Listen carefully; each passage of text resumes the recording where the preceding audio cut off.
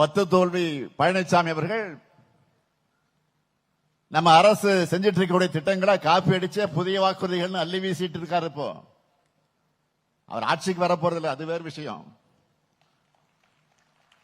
அப்புறம் நேரத்தை வீணடிச்சிட்டு இருக்கான்னு தெரியல. ஏற்கனவே அதிமுக தேர்தல் அறிக்கையில சொன்ன எந்த வாக்குறுதியும் தன்னுடைய ஆட்சி காலத்தில் அவர் நிறைவேற்றல.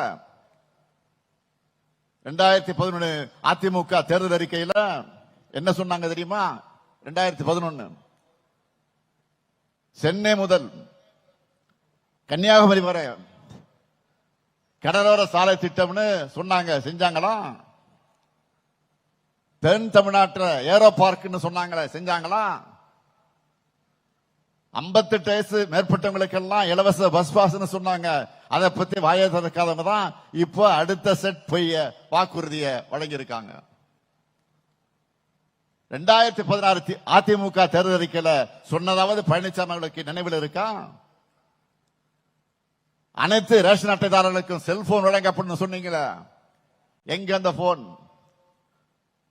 பேருந்து நிலையங்கள், பெரிய பேருந்து நிலையங்கள், வணிக வளாகங்கள், பூங்காக்கள் போன்ற பொது இடங்கள்ல இலவச வைஃபைன்னு சொன்னாங்களா? பிறகு அதை பத்தி பேச்சு மூச்சு இல்லையே. அனைத்து ஊராட்சிகள்லையும் அம்மா இருசக்கர வாகன பழுதுபார்க்கு பயிற்சி மையம் உருவாக்கப்படும் சொன்னாங்க. சொன்ன அவங்களுக்கே அது இப்போ மறந்து போச்சு. அதிமுக ஆட்சியோ பழனிசாமி அவர்களோ எப்பவுமே சொன்னதை செய்ய மாட்டாங்கன்னு மக்களுக்கு எல்லாம் தெரியும். ஆனா திமுக சொன்னதைத்தான் செய்யும், செய்வதைத்தான் சொல்லும் மக்களுக்கு தெரியும். மகளிருக்கு 1000 ரூபாய் உரிமை தொகை வழங்குவோம்னு சொன்னோம். சொன்னபடியே 1,16 லட்சம் பேருக்கு முதல் கட்டமாக கொடுத்தோம். இப்போ மேலும் 17 லட்சம் பேரை கூடுதலாகவும் சேர்த்திருக்கிறோம். இதுதான் திமுக. கட்டணமில்லா பேருந்து பயணம் கொடுத்தா போக்குவரத்து துறை நடத்த முடியாதுன்னு சொன்னாங்க.